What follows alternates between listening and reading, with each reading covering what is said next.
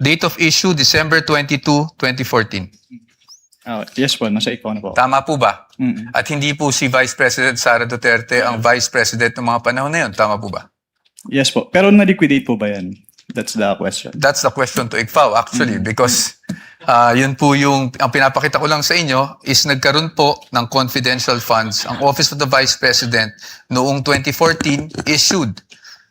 You may proceed when you're ready. Thank you, Your Honor. Thank you. Mr. Wamil, good afternoon po, sir. Good afternoon po, sir. Sa pagkaalala ko po, nabanggit niyo po that you were formerly with ICFAO as a state auditor. Tama po ba? Yes, sir. And you are a certified public accountant. Tama po ba? Yes, sir. You're also a lawyer, correct? Yes, sir. You passed the bar in 2022. 2023 po. 2023. Okay, I stand corrected.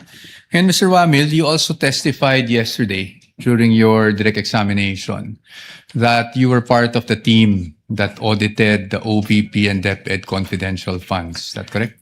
Hindi po team kasi ako lang po yung nag-evaluate ng documents. Ikaw mismo, basically nag-evaluate ng documents. Tama po ba? Yes po, sir. Okay, just so maintindihan lang namin how ICFAO conducts its audit. Yung mga auditors po ba, do they go to the field and observe itong mga confidential operations in person or? Since what we do po is compliance audit, we base our audit on the documents being submitted to the ICFAO. Okay. And do you get special training as auditors pagdating sa how confidential or intelligence operations are conducted? We base po our observations on the provisions naman po ng Joint Circular 2015-01. Okay. So, basically what you're saying is you base your audit on the documents submitted to you, not just by DepEd or OVP, but by any other government agency. Ganyan sa ICFAO. Based on the documents if they are compliant with the requirements of the Joint Circular 2015-01. Correct. Thank you. So, pagdating po dun sa mga dokumento na natatanggap nyo from OVP and DepEd, binabasa nyo po to isa-isa, no? Lahat ng attachments? Hindi po ako yung nag-receive noon. Meron po kaming receiving staff po. Pero kayo po, in your evaluation, do you go through the documents one by one? Yes po. I evaluate po if they are compliant with the requirements of the Joint Circular. Okay. Now, when you evaluated these documents, nakita niyo po ba doon kung sino ang nag-approve ng grant ng confidential funds for OVP for the fourth quarter of 2022? Nakita ko po dun sa disbursement voucher po na si Asek Limuel G. Ortonio po. No, I mean the grant. Kasi wala po sa GAA yung OVP confidential funds for 2022 eh. So nakita niyo po ba kung sino ang nag-approve ng grant para sa fourth quarter 2022 confidential funds? Based on the documents submitted, si Office of the President po yung nag-approve. That's correct. Opo, Office of the President. Pagdating naman po sa OVP 2023 confidential funds, yun po ay nasa General Appropriations Act. Do you confirm that? Yes po. And pagdating naman po sa DepEd 2023 confidential funds, nasa General Appropriations Act din po. Tama po ba? Yes po. And as a lawyer, you would know that the GAA is enacted by Congress. Tama po ba? That's correct po. Now, yesterday, naalala ko po, natanong kayo doon sa time nyo sa ICFAO kung ilang vice president ang na-audit nyo pagdating sa confidential funds. Naalala nyo po yon? Yes po, sir. At ang sagot nyo po ay isa lang, si Vice President Sara Duterte, the respondent in this case. Tama po ba? Yes po. Tapos Since I natanong- assumed in ICFAO in Since- 2014. Since you assumed in September 2014? Yes po, sir. Tama po. And you were asked, bakit si Vice President lang? Naalala niyo yung tanong na yun? Yes po. At ang sagot niyo po, kasi since you assumed siya lang po ang Vice President na nagkaroon ng appropriations for confidential funds. Tama po ba? Yes po. Since September 2014 po na nag-assume ako. Apo. Now, I'm showing you a document. If I may approach the witness, Your Honor. Counsel may approach. I am showing you a document Assisting entitled counsel from the Spec- prosecutors may also Oh, yes. approach should they so desire. I'm showing you a document, and this document is from the Department of Budget and Management, entitled Special Allotment Release Order, dated. Medyo malabo lang po yung document, no? December 22, 2014. Makita niyo po yan. At ang purpose po is to cover confidential activities for fiscal year 2014. You see that? Yes, sir. And nung December 22, 2014, nasa ICFAO na po kayo. Tama po ba?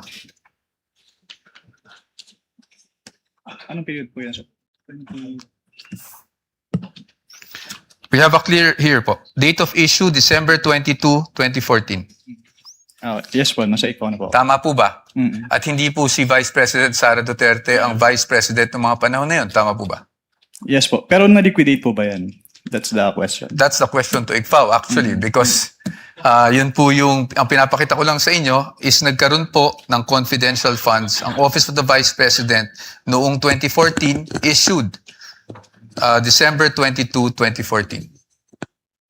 Based on that document po, Meron. Meron. You confirm. But that's okay, no? Because maybe you were just not aware yesterday when you were asked the question. I just wanted to put that on record because marami na rin pong lumalabas sa social media na si Vice President Sara Duterte lang ang Vice President na nagkaroon ng confidential funds. But you confirm that, sir. Your Honors, just a manifestation, this has not been pre-marked. We just came upon this document yesterday after the statements were made. So upon the agreement made during pre-trial, we request that this be marked as exhibit for the defense D-1-167-DE. -OVP. Let it be so marked. Thank you, Your Honors. Provisional only, Your Honor. Yes, of course, subject to the objections of the prosecution when the time is Of course, appropriate. at the proper time. Thank you, Your Honor. And we will provide the prosecution with a copy as well. Kindly do that after, perhaps later on, after the trial, or now too, so that it can be made a subject matter of redirect should the counsel for the panel of prosecutors Medyo so malabo. desire.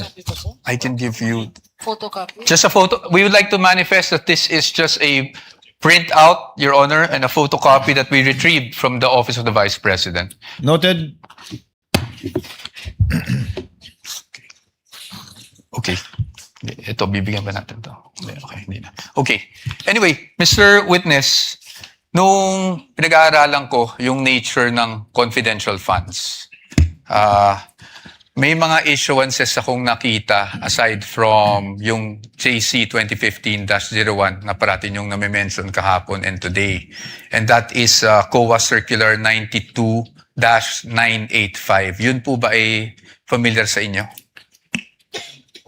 can you repeat? I can give you a copy.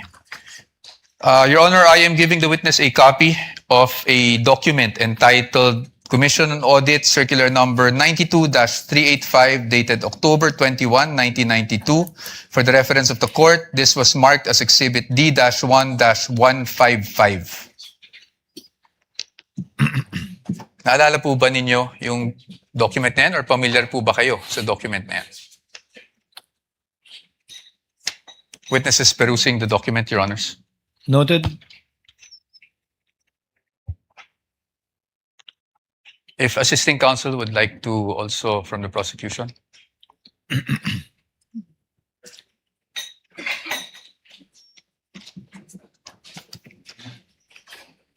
Witness will please answer.